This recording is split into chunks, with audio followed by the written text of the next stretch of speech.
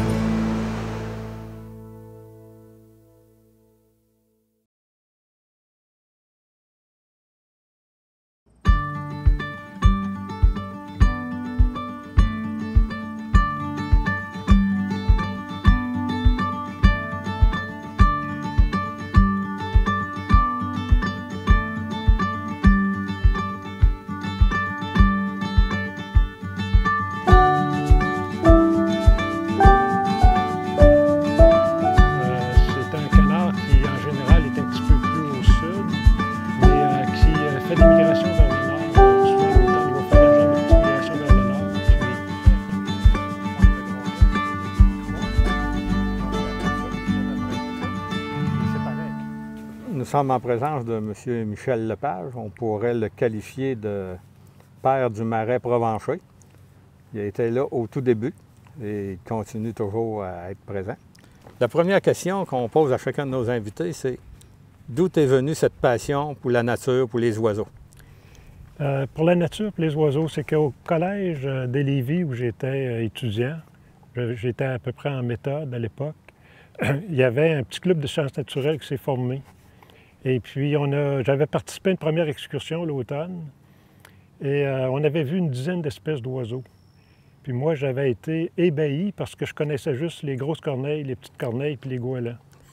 Fait que là, la piqûre m'a pris à partir de ce moment-là. Et par la suite, est-ce que tu as continué à faire de l'ornithologie ou si ça... Oui, dans le club de sciences naturelles au collège, j'ai fait de l'ornithologie pendant quelques années. Puis j'avais à l'époque une bonne oreille, puis on avait vraiment fait des belles observations. Et après ça, ça m'a amené à choisir la biologie comme profession. Puis j'ai travaillé comme biologiste pour le ministère du loisir, de la chasse et de la pêche pendant toute ma carrière.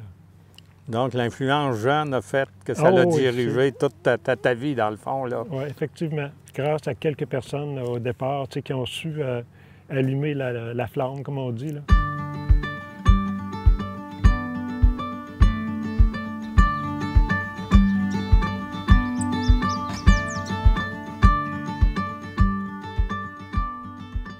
Ta venue au marais provencher, elle débute à quel moment? En fait, ça a drôlement commencé. Moi, je connaissais la Société Provencher depuis plusieurs années, depuis que j'avais à peu près une vingtaine d'années. Et à un moment donné, le président à l'époque, J.C. Raymond Rioux, m'avait demandé de les aider à essayer de voir s'il n'y a pas moyen de restaurer un étang qu'il y avait sur l'île aux Basques, dans le Bas-Saint-Laurent. Fait que, je me suis impliqué dans ce projet-là, puis là, j'avais mis le doigt dans le tordeur. Tranquillement, j'ai été amené à travailler sur d'autres dossiers. Là, je suis rentré membre du conseil d'administration de la Provencher. Et M. Rioux, qui était un président visionnaire, il voyait que la Société Provencher était trop... nos territoires étaient plus dans le Bas-Saint-Laurent. Il voulait avoir quelque chose dans la région de Québec pour permettre aux membres de Québec d'avoir des activités plus régulières à l'extérieur. Et puis, il y a une opportunité qui s'est présentée en 1995. C'était de devenir propriétaire de ce territoire-là ici. Et devenir propriétaire, c'était quoi, des agriculteurs qui étaient propriétaires à ce moment-là? De quelle façon vous êtes... Là, c'est une longue histoire. Ça commence dans les années 60. Dans les années 60, ici, c'était de l'agriculture traditionnelle, plusieurs petits propriétaires avec des fermes, surtout laitières. Et est arrivé dans le décor la raffinerie d'huile du Québec. La raffinerie d'huile du Québec avait un gros projet de construction de raffinerie et d'un port en eau profonde. Et ils ont acheté tous à peu près l'équivalent de ce qu'est le territoire du Marais provençal actuellement. OK. Et pour des raisons que j'ignore, là, le projet est demeuré lettre morte. Et pendant de 67 jusque dans les années 80, fin des années 90, là, le territoire est resté en friche. Au-dessus de 20 ans, là, sans Ouais, qu'il se passe il n'y avait rien. absolument rien. Et puis, il y a un chasseur de canards, parce qu'à l'époque, il faut dire que la chasse au canard était beaucoup plus populaire qu'actuellement. Ici, le long du fleuve, là, il y avait des caches, des chasseurs à l'affût à peu près à tous les 50 mètres. Les distances pour ne Ouais. pas se tirer entre eux autres. J'ai C'est connu ça. C'est ça. Et puis, il y avait un chasseur de canards qui demeurait ici à Neuville, et il voyait que dans la partie basse là, du territoire, ici, il y a une ancienne voie ferrée. Cette voie ferrée-là, au printemps, retenait un peu d'eau. Puis il s'est dit pourquoi il ne pourrait pas faire une digue avec ça, puis créer un habitat pour les canards. Fait qu'il a approché Canard Illimité. Canard Illimité est venu faire de l'expertise ici, ils ont regardé le territoire. Et malheureusement, ils se sont aperçus que la digue faite à partir de la voie ferrée ne sera pas étanche. Et ils ont vu qu'ici, en haut, sur le plateau du haut, le terrain était beaucoup plus glaiseux et était propice à la construction d'une digue et créer un marais artificiel. Fait que Canard Illimité a présenté le projet dans le cadre d'un programme national pour protéger l'habitat des oiseaux migrateurs qui était le plan nord-américain de gestion de la sauvagine. OK. Ce plan-là était financé beaucoup par les contributions de chasseurs lorsqu'ils achètent des permis de chasse. Et c'est pour protéger des habitats d'oiseaux migrateurs ou d'en recréer en compensation pour des habitats qui ont été perdus. Fait que le projet de Canard Illimité était présenté au plan nord-américain, ça a été accepté. Et puis là, ils ont mandaté, parce que dans les partenaires du plan nord-américain, il y avait la Fondation de la faune, il y avait le ministère de Loisirs, Chasse et Pêche, il y avait aussi Environnement Canada. Et ils ont mandaté la Fondation d'acheter au nom du plan nord-américain. Fait que la Fondation a acheté les terrains de la raffinerie d'huile du Québec.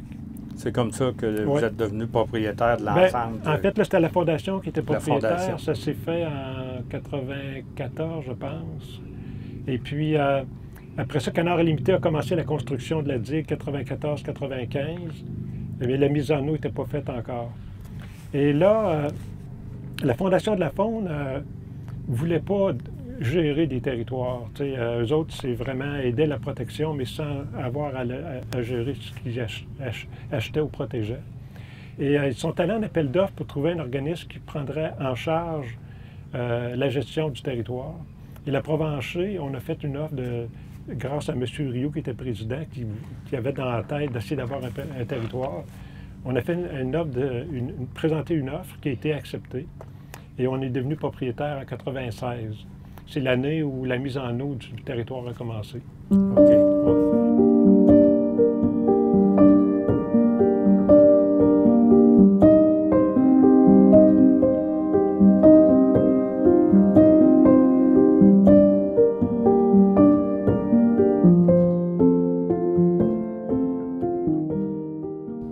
Mais il faut dire qu'à l'époque, le territoire, c'était un petit peu pitoyable.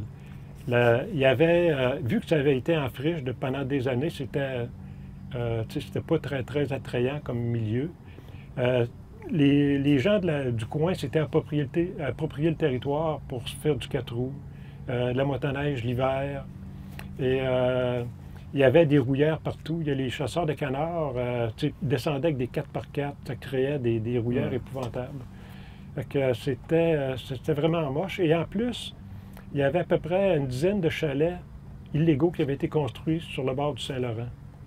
Fait que les gens n'étaient pas propriétaires, puis ils s'étaient bâtis des chalets, il y avait des tondeuses à gazon, puis... Puis ça voyageait sur les c'est sentiers ça. plus ou moins... Ouais. Fait que au tout début, déjà les chalets avaient été enlevés, la Fondation de la faune avait envié un ordre d'éviction.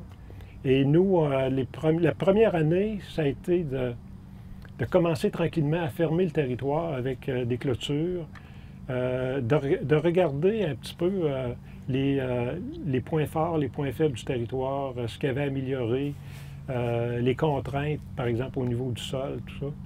Et tranquillement, on a eu 2 chantiers jeunesse au début pour créer des sentiers, créer le réseau de sentiers, créer des infrastructures d'accès minimales avec une toilette, des tables à pique-nique, etc.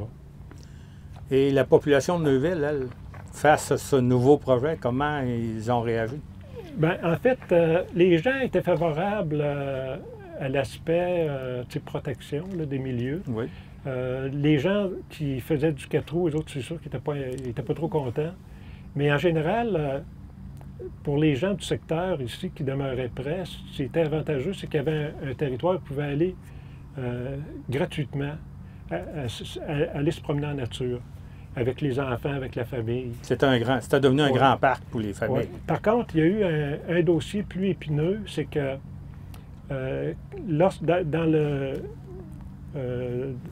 dans l'entente d'acquisition, on était tenu de conserver une activité de chasse sur le territoire, étant donné que c'était financé par les chasseurs, etc.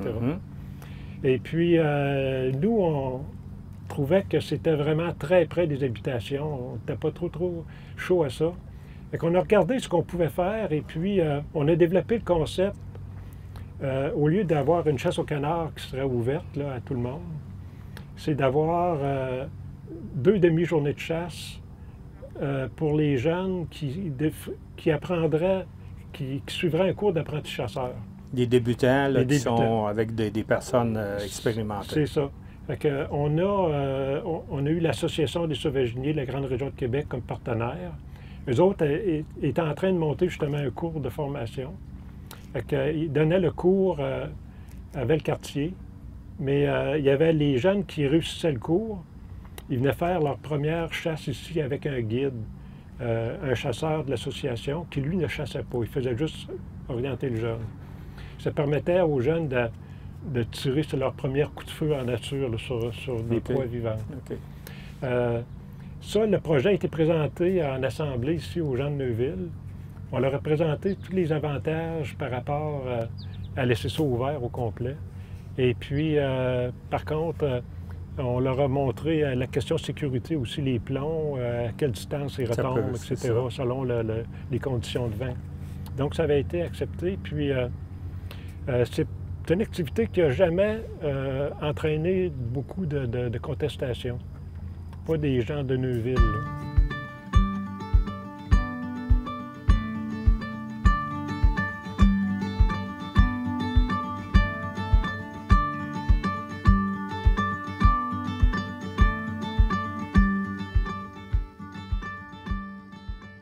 On avait aussi dans notre entente une obligation de maintenir un comité consultatif sur lequel siégeaient des citoyens de Neuville, la ville de Neuville, il y avait un représentant de l'UPA, il y avait les clubs des ornithologues, et puis un représentant du plan nord-américain de gestion de la sauvagine. Et puis, à chaque année, eux autres faisaient des suggestions. En fait, l'amélioration, c'était surtout relié à l'accès, aux accès, améliorer les sentiers. Ça prend plusieurs années avant qu'un sentier montre vraiment son potentiel. Plusieurs de nos sentiers sont en milieu assez des sols lourds.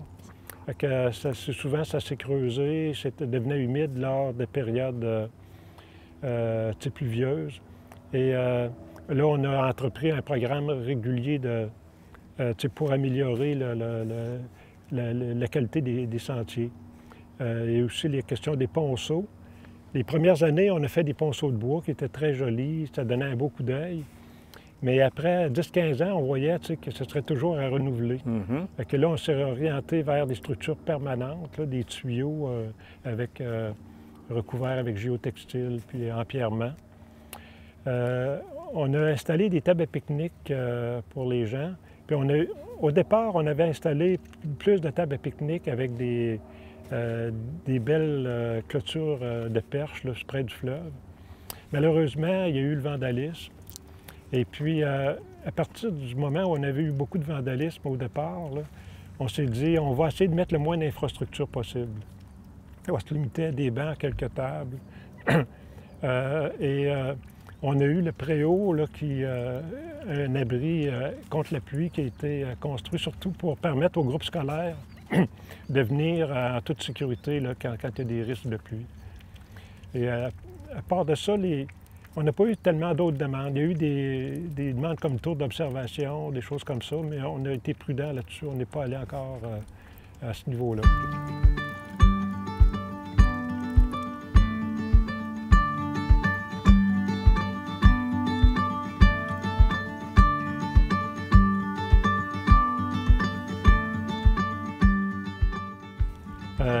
C'est ça, je voulais vous parler aussi de la question des motoneiges. Comment on a réglé le problème des motoneiges l'hiver?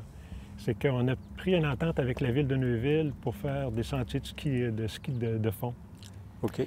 À partir du moment où on a eu des sentiers de ski de fond puis de raquettes, ça a automatiquement fait sortir les motoneiges du secteur. Par une entente avec la ville, là, on a réglé un problème qui nous semblait au départ difficile à surmonter. Il faut aussi dire que, par exemple, par rapport au vandalisme, avec les années, ça a diminué parce que, d'une part, on a une plus grande fréquentation du public. Quand c'est fréquenté par le public, c'est plus embêtant pour les jeunes de venir faire du grabuge, là.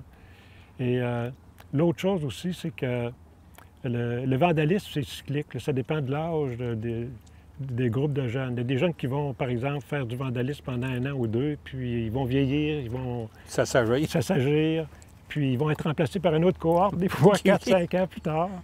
Ça, on est obligé de vivre avec ça. Mais c'est de mettre le moins d'infrastructures possible, mais quand on a notre brisé, c'est de les réparer tout de suite. Ça, la plupart des groupes de conservation ont appris ça, c'est qu'il ne faut pas laisser quelque chose briser longtemps parce que ça a l'air abandonné, puis là, on dirait que ça incite les jeunes à briser.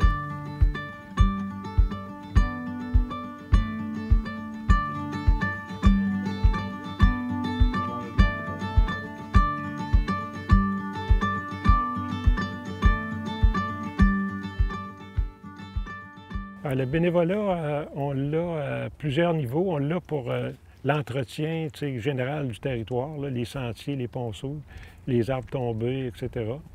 On l'a aussi pour des suivis fauniques. Par exemple, le suivi de nichoirs d'hirondelles, le suivi de nichoirs à canards. Aussi pour le contrôle d'une plante envahissante, là, qui est le phragmite ou le roseau commun. Et également, pour différentes activités éducatives. Là, souvent, il y a des jeunes qui viennent, surtout de niveau cégep ou universitaire, qui viennent nous aider à faire de l'animation. Ah oui, ouais. C'est intéressant de voir qu'il y a une implication des jeunes. Oui. Et j'imagine qu'il y a aussi une sensibilisation à ce moment-là qui se fait. Bien, en fait, c'est ça qui est important, c'est que à partir du moment donné que tu t'impliques à un endroit, ça devient comme... tu deviens féodé à cet endroit-là. Là. Tu en prends soin.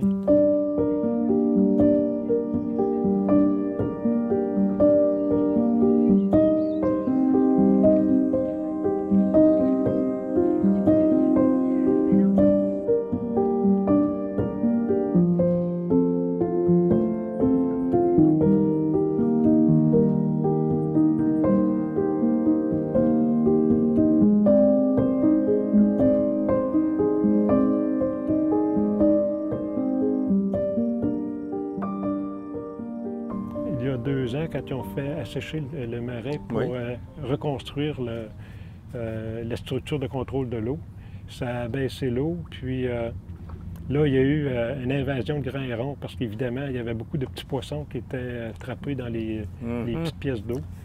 Mais ce qui est plus important, c'est que quand ils font un assèchement comme ça, suivi d'une remise à l'eau, durant l'assèchement, il y a beaucoup de matière organique dans le fond d'un marais comme ça ici qui ne s'est pas décomposé à cause, par manque d'oxygène. OK. Parce que souvent, dans un marais comme ça, en surface, tu peux avoir saturation d'oxygène, mais au fond, tu peux avoir une absence d'oxygène. Fait qu'en mettant à nu certains secteurs, ça a permis à l'oxygène, c'est-à-dire aux micro-organismes, d'être oxygénés puis de transformer la matière. Et dans les 3 années qui suivent, habituellement, là, il y a une boom de productivité. Et là, on voit encore une grosse hausse là, des populations d'oiseaux qui viennent utiliser le marais.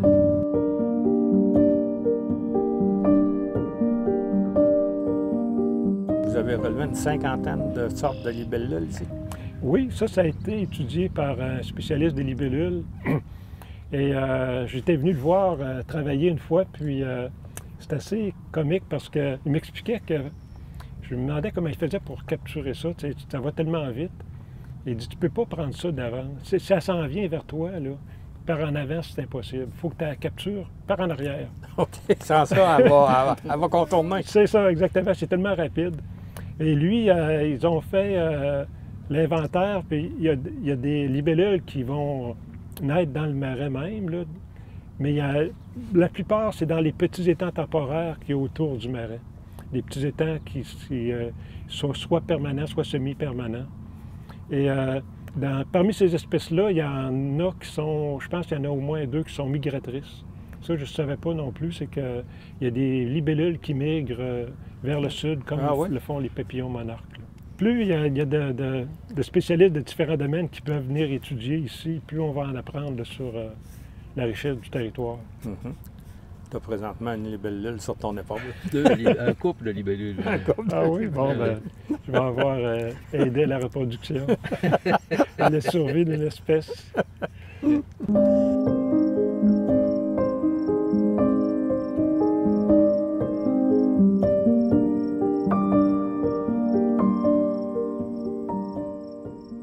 On a, depuis l'an passé, une entente avec la ville de Neuville aussi. On leur a cédé une partie du territoire à l'accès pour la création d'un poste d'accueil qui va être un poste d'accueil plus facile pour le public, pour avoir de l'information, puis aussi pour avoir des toilettes, par exemple. Des services, des services, c'est ça.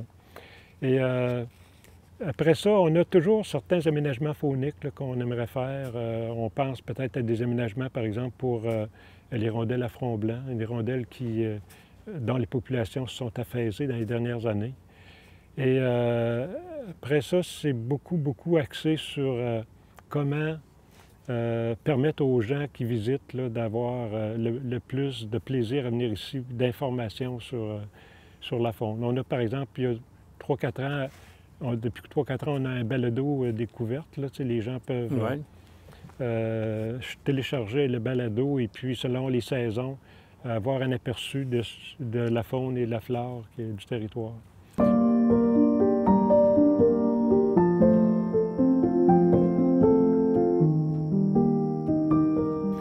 Les grosses problématiques qu'on a, là, c'est les espèces envahissantes comme le phragmite, le roseau commun.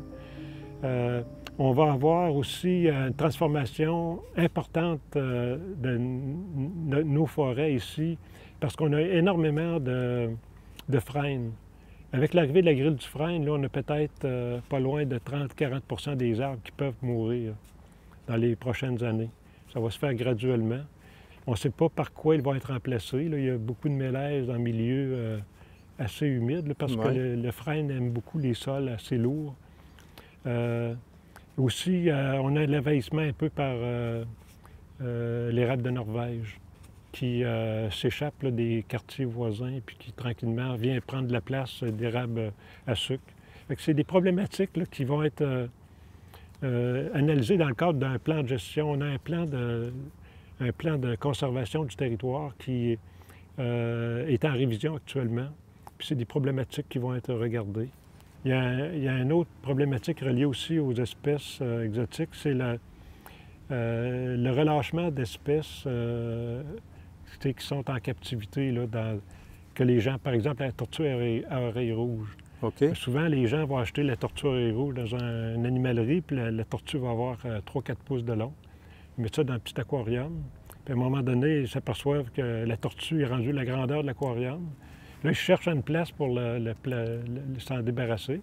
Mais ils voient des milieux naturels comme ça. Ils disent la tortue va être bien là-bas.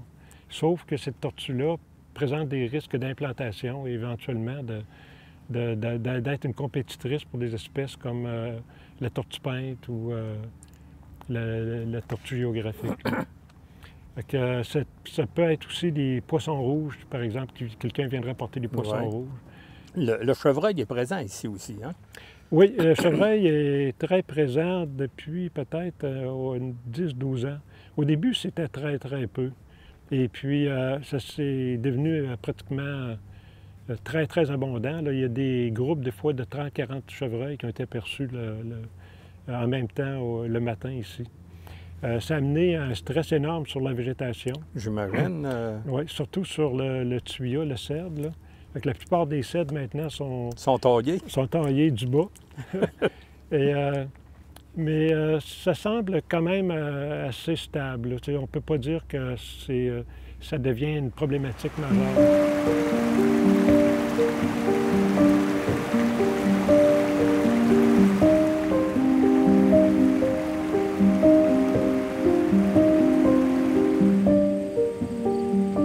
L'eau provient soit est apportée par le ruisseau des Roches, ou encore par les pluies, les précipitations, la neige l'hiver. Le fond du marais n'est pas plat au niveau. Là, il est légèrement en pente vers le sud, puis vers l'est. De sorte qu'il y a plus d'eau à la partie est du marais qu'à la partie ouest. Donc, dans la partie ouest, là, c'est sûr qu'on va voir plus d'espèces émergentes comme les quenouilles, par exemple. Et évidemment, avec le vieillissement d'un marais, tous les marais vieillissent. Tranquillement, la quenouille va prendre l'importance et puis va se déplacer vers l'est. Mais il va toujours rester assez d'eau pour avoir une bonne population de canards aussi. Pour au moins 25-50 ans, certains. S'il y avait à agir au niveau d'aménagement, par exemple, plus important, là, par exemple, essayer soit de faire du creusage ou des opérations comme ça, là, ça devient extrêmement délicat. Il faut faire appel à des spécialistes pour voir, parce qu'il y a tous les impacts sur les autres espèces qui utilisent ces milieux-là. Les oiseaux, c'est important, mais aussi on a une grosse population de remusqués. Dans le marais, il y a une population de poissons aussi. Il y a des amphibiens.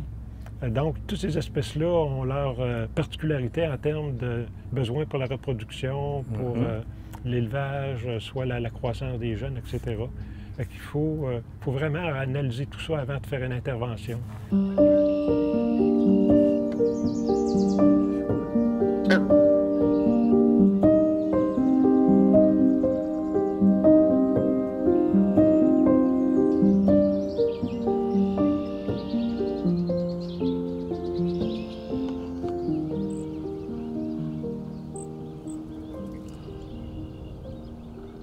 Actuellement, j'ai quitté le conseil d'administration, ça faisait au-dessus de 25 ans, puis là, j'ai dit qu'il faut qu'il y ait des jeunes qui s'impliquent davantage. Par contre, mon implication, c'est surtout au niveau conseil, parce que je connais vraiment l'historique. L'expérience C'est ça. Ça ne se remplace pas, ça. Non, c'est sûr. Et aussi, je m'occupe un peu du suivi des nichoirs d'hirondelles. Ça, c'est un dossier que j'ai commencé il y a longtemps avec une autre bénévole. C'est passionnant.